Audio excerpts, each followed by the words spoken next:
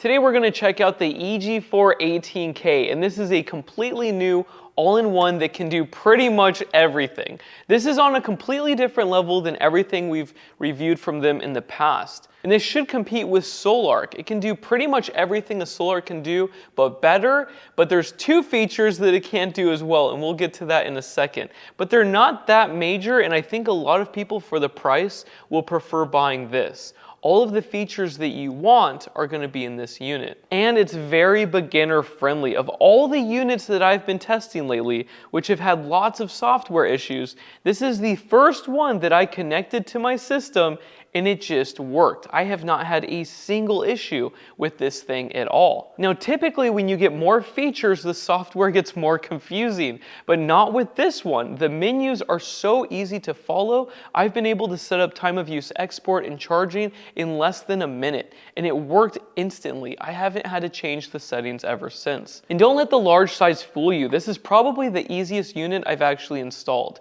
This is very beginner friendly, but very capable, and it's also going to be California compliant, UL listed. It's going to have all the certifications that you need to get this installed legally anywhere. Now, this inverter can be used to run your loads, or you can just export to the grid, or you could have no battery, or you can run it off grid with battery only. So this thing can do pretty much everything you want. So first, let's talk about its capabilities, because the 18K might be a little misleading. This is how much solar you can connect to this unit, and you can actually connect more than this, upwards of 21 kilowatts. But the inverter inside that actually runs your loads, especially for an off-grid scenario, is going to be 12,000 watts, or a 12 kilowatt inverter. And that inverter does 120 and 240 volt split phase output. So you have two hots, a neutral, and a ground. Now the surge capacity is 16,000 watts for 5 minutes and 14,000 watts for 10 minutes. The 12,000 watt rating is for continuous duty 24/7. And the maximum output instantaneous in the manual is 24,000 volt amps. So for most appliances in motors, well pumps, air conditioners, this thing should be able to handle it just fine. Next, the solar charge controller is somewhat different than other models on the market. There are 4 PV inputs, but only 3 MPPTs. And this is because PV input 1 and 2 are actually in parallel. And PV input 1 and 2 can handle a max current of 25 amps. But PV input 3 and 4 can only handle 15 amps.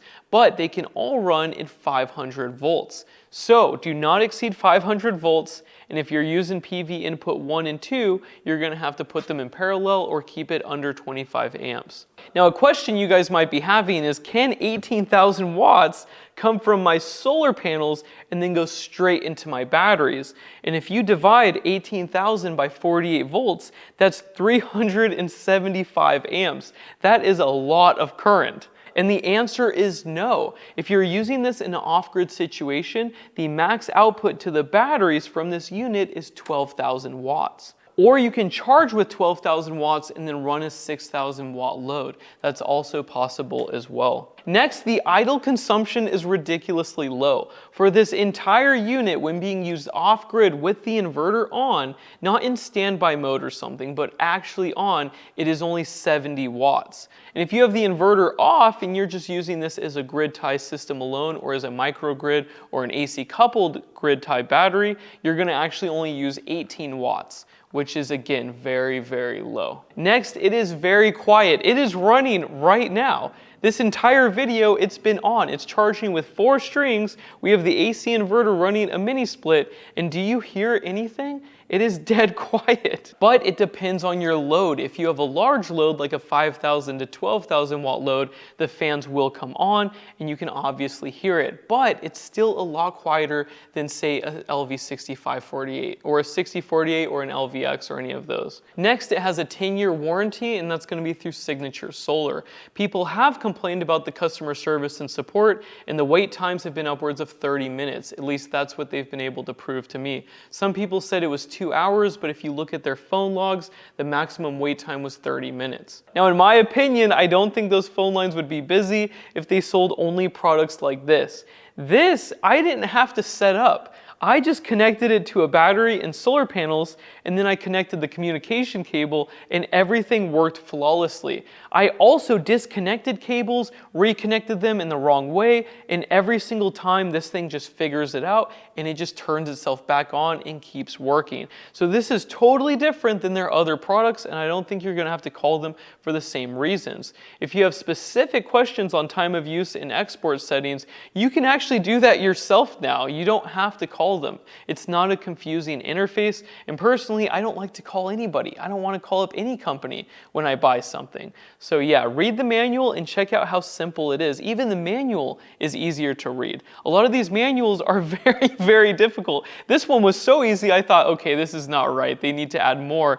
But you really don't need to. The software actually takes care of everything. And that's a first, especially from this company. We had some issues with some of their older inverters, but not with this. This is a totally different manufacturer than the 8K, so I would not compare this to anything else they've sold in the past. This is on a completely different level. Now, EG4 is not the only company to sell this. This is manufactured by Lux Power.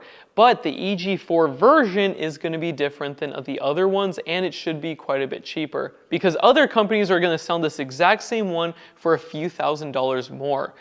So yeah, I think EG4 should have the best deal, but if you disagree with me and you tell me why below, I would love to hear your reasoning. Now that we're done with the basics and telling you what this thing can do, let me show you how I built my system and how it connects to everything else. So first off, I mounted it to a stud and it has a bracket. It's not like the 8K. This one is easy to install. You just mount the bracket and then you hang this on top. This is 120 pounds though, so you're gonna have to have a friend lift it up with you. And when you mount it, you want to ensure that the screen is at eye level. If this was low or too high, it would be a pain in the butt to program. After it's mounted to the wall, you want to open up this wire connector box. And there are 3 locking latches on the side, and you can open and close them with a key that comes with it. And then when you open it, you have the battery connections in the middle.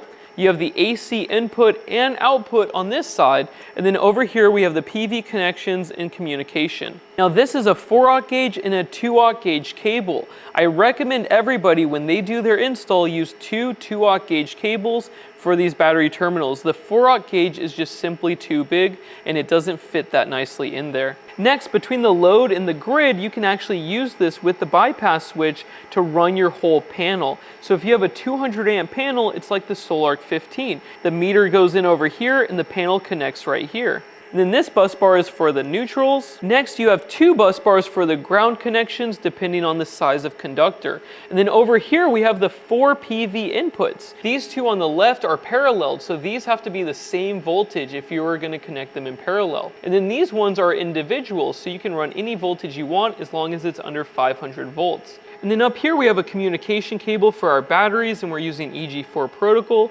And then over here is where you connect the current transformers, or CTs. Now if you want to backfeed the grid or have grid interactive features, you're going to have to connect the CTs. And the arrow needs to be pointing this way if this is where your grid connection is. So this is pointing towards the meter. And the CT connection is with an Ethernet cable, so it's very easy to extend this if you wish. Now the battery positive is connected to this massive breaker, and there's actually 2 breakers in parallel for 400 amps. And over here we have the load breaker for L1 and L2 for the AC output. If you want to turn it off, you just flip the switch and your loads will shut down. And then over here we have 2 200 amp relays, and these serve as the transfer switch between the grid L1, L2 and the load L1, L2. So if you're doing bypass, these are the relays that make that happen. Now the PV input also has its own switch as well. There's a rapid shutdown switch on the side of the unit, and this is how you disconnect the solar panels from the main unit. And then over here we have a Wi-Fi dongle, and this connects for remote monitoring and control, and firmware updates and all sorts of other cool stuff. Now on the communication board there's some other ports. Below the ones that we talked about, there's 2 others for communication with other inverters. So if you have 2 or 3 of these and you want to put them into parallel, this is how you do it. Now these connections are very straightforward, and there is a torque spec in the manual, and I actually used my torque wrench to make sure all of these were perfect. But the PV input is a little bit different. What works best is a long but narrow flathead screwdriver. You insert this into the hole above the terminal, and then you lift it up, and then you can release that wire, or you can put a new wire in. But before you connect these conductors, make sure there's 0 volts and the rapid shutdown is in the off position. And then that's pretty much it. Once you have your battery connection, AC input and output in your solar, you're good to go. Now the battery connection, the positive goes over to 2 T-class fuses, and each one is for a separate server rack tower of batteries. And then the negatives come down to a bus bar that can handle 1000 amps. Now on this system, we have 2 PV strings going to a circuit breaker box that served as the rapid shutdown in my last system. You do not need to do that with this unit. This has its own rapid shutdown and all the safety features required to be code compliant. So these wires can actually feed right into the unit with conduit. Now these 2 PV strings go directly into the unit like I just mentioned. Also, this is where the communication cable is going out to our batteries. And that communication cable connects right here to the LifePower 4 communication hub. And this connects to these batteries, and the batteries control the inverter. But guess what? You do not need any firmware update. You don't have to enable it. You don't have to do anything. All I did was connect it right here, connect this to a battery, and then connect the other end of this to the inverter, and everything worked on the first try. And this hub is pretty cool. It shows you what all the batteries are doing, and you can even log data with this. The only bummer about this communication hub is you have to give it 48 volts, and this is not fused. So make sure you add a fuse when you connect these to your system. Now the AC output at the load terminals is connected through this flexible conduit to this load panel over here. And this runs my shop, my Tesla charger, 2 mini split heat pumps, and lots of other stuff. All it is 4 conductors. We have a hot 1, a hot 2, a neutral, and a ground, and it all goes through here, and they're all 6-gauge conductor. Now the grid terminals are connected to the grid through these cables right here. And this is a NEMA 1450 cable, and I have it connected to my sub panel. That is not how you want to do it. This should be hardwired, and it should be to code, and you should have a net metering agreement with your utility provider. Technically, this is legal because of where I live and what I'm doing, and because I have a net metering agreement, and if I have an upgrade, I don't have to pull permits for it. So technically, this is 100% legal, but non-advisable. This should be connected through conduit and large conductors to your panel, not like this. And the reason these terminals right here are so big is because you want to be able to use large conductors between your meter and your panel. This is supposed to fit right between the two. Now the EG4 electronics version has a very large wire connector box where I can actually fit the CTs inside. If you buy this same unit from other companies, this is actually going to be smaller. So I'm really glad they made it this size. This is like the perfect size to cram everything in here, but still have space for the conductors to breathe and not be crammed together. Now we're going to do some load tests and see how loud they are. So first I'm going to hook up my electric car and a whole bunch of other random loads until we hit 12,000 watts. And the sun hasn't come up really, so we're going to be running this completely off of the battery. So I'll be right back and I'll turn on all this stuff. So right now we're pulling 12,000 watts from the battery, but our loads are 12,850 watts. So the remainder to power these loads is coming from the grid. And it does that automatically, but it will not exceed 12,000 watts for discharge from the battery. And we have a decibel meter to see how loud this thing is. So about 67 decibels, but those heat guns, I think they're messing up the reading. Let me turn those off and see what we get. No, it's the same, never mind. So 67 decibels to run this load. Now for the next test, we're gonna do force charging. We're gonna pull 12,000 watts from the grid and charge our batteries directly. And I'll show you how to set it up on the screen. So first go to settings, and then go to charge.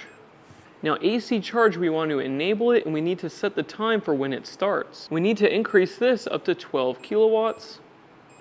And the time right now is 7:54, so let's set it for 7:55.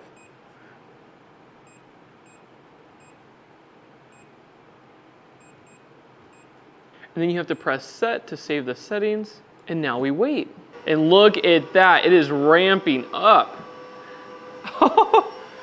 So So we have 11 kilowatts going into the battery, but we still have 1,600 watts going to our loads. So let's reduce this until our charging goes up to 12,000 watts. So I've reduced the load, but I can't get this figure up to 12,000 watts. The max I can do is 11,190. So we're still missing another 800 watts, unfortunately. Now let's do forced export. So we're gonna take energy from the batteries and export it to the grid manually. First, I disabled the AC charge that it's doing right now, and it should stop in about a minute. And now we're gonna go to discharge, and then forced discharge, we wanna set this for a minute in the future, so it will turn itself on. So now we've enabled the forced discharge, and you can see that it's set for a minute in the future. And then you press set to save the settings, and then you wait about a minute. It took about 5 seconds to click on. It's only doing 5,000 watts. Let's go back to the settings. Oh, I set it up here. Max export to grid is 5 kilowatts, so we need to set this to 12.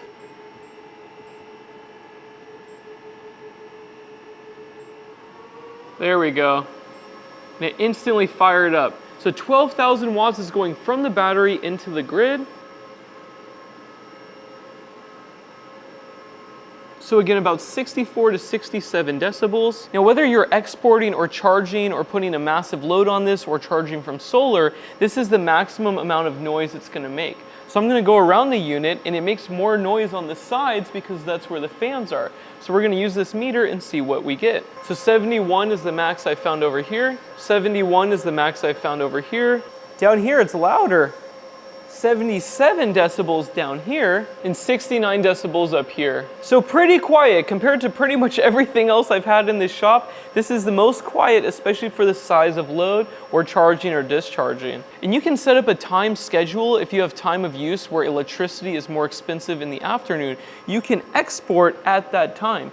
And you can do this without solar power. You can buy batteries if you live in California, and one of these units charge up when it's really cheap in the early morning, and then discharge to grid in the late afternoon when electricity costs a lot. And the savings can be substantial. If your electricity, like in San Diego, costs a lot of money, this can cut your bill down a lot. And like I said, you don't even need solar, you just need some batteries in one of these units. But return on investment wise, you want to have solar and batteries and time of use and feedback to the grid when it costs more. If all of them are working together, you can have a pretty fast return on investment. And that's actually what I'm gonna do with this system. In the late afternoon during summer months here in Las Vegas, electricity costs more. It's like 61 cents per kilowatt hour. But I only pay 6 cents at night and for the rest of the day in all the other months. So it's really cheap here, except for those few hours. So I'm actually doing a forced discharge export to grid from 1 p.m. to 6 p.m. with about 6 kilowatts, so I can run my air conditioners continuously. That way my bill will be 0. If not, it could actually go up. But I haven't really had a bill for a long time now because I have all these heat pumps running in my house. But this will ensure that I'm never paying for electricity from the utility at all. Now the big question is, would I actually buy one? Would I spend my money to buy this unit? There are going to be some potential downsides, especially compared to the competition. Now let's think, if you want an inverter for off-grid use that has 12 to 13,000 watts of output, you have 3 major options right now. Either you get 2 LV6548s or 6500 EXs and you put them into parallel. For the money and what you get, I don't think you can beat this combination. It does not have grid interactive features. It is not California compliant.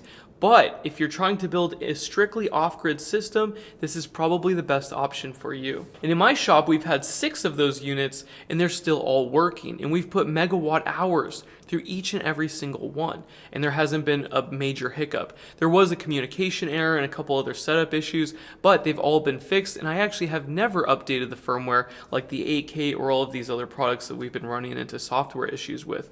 They just worked and they're still working. So I love that thing, the LV6548. Some downsides of the LV6548s is that they're very loud, the idle consumption is high, and yes, they do not have any grid interactive features, and you might have some issues trying to do code compliancy in places like California. Now, if you want a code compliant system with grid interactive features and you want to use your own server rack batteries that are 48 volts, you're either going to be buying the SolarArc 15K or this 18K unit by EG4 or any of the other 18Ks that these other companies are going to be selling, because EG4 is not the only company that's selling this unit.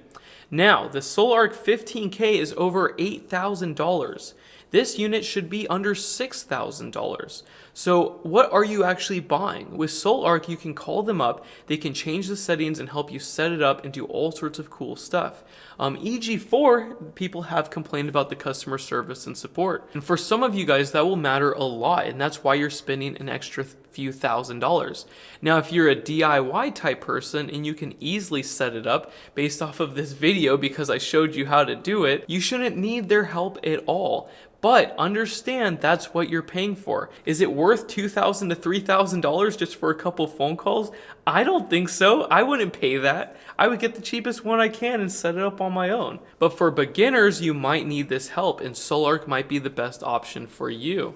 And if you can afford that, by all means do it. It will be a very nice, reliable system, but a lot of people would much rather save a few $1,000s if they can.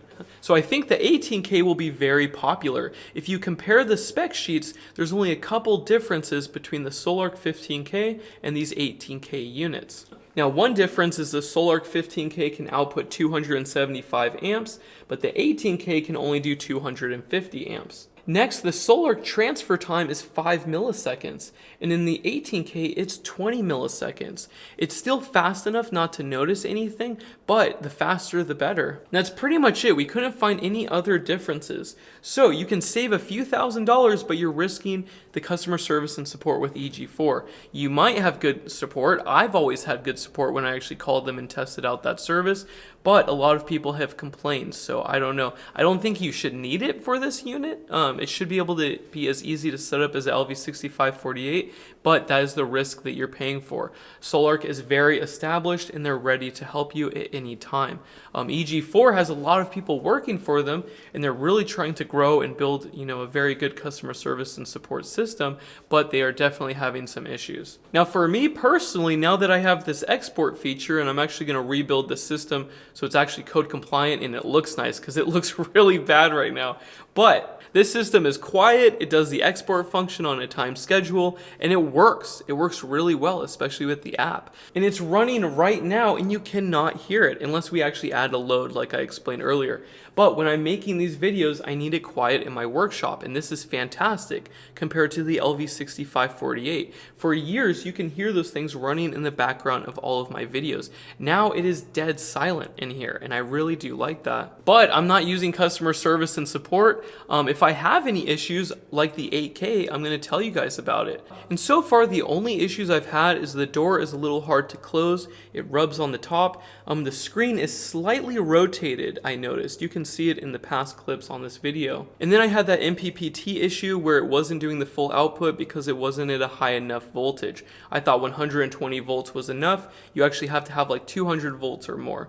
And the charging speed was only 11,200 watts. They told me it's probably because the BMS, it was at a higher state of charge, so it wasn't dumping as much current into the batteries. But everything else has been perfect. I haven't had any issues with this thing.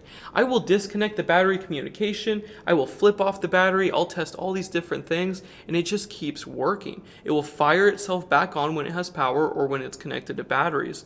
So yeah, no real major complaints at all. Now I want to hear what you guys have to say. Also, if you buy one, please tell me your experience on the forum. This is a major system that has lots of functionality, and if you're trying to do like zero export feature or something like that, please let me know what you think. With the CTs and everything that I've been testing, it has shown to be very accurate with my heat pumps and car charger. But if you find any issues on your unit, please let me know. I might have gotten lucky this time, which usually I don't get lucky, especially with the 8K models. But you never know, and this is still a very new product, so exercise caution when buying something that's this expensive. These 6548s, we know they work. They work really well, and so does the SolarArc, but the 18K is still very new. So please let me know your experience and your thoughts in the comment section below, and I will see you in the next video. I'm probably going to make more long-term videos, especially when I build this so it looks pretty. This one was more of an introduction and showing you how to use it and what functions it can actually do. But yeah, there will be more videos in the future, especially how long I plan to have this on my wall. Considering the features it has, it's perfect for my needs, so I really don't need to rebuild this system. I think I'll be happy for a pretty long time. But anyways, thank you so much for watching, and I will see you in the next video. Bye.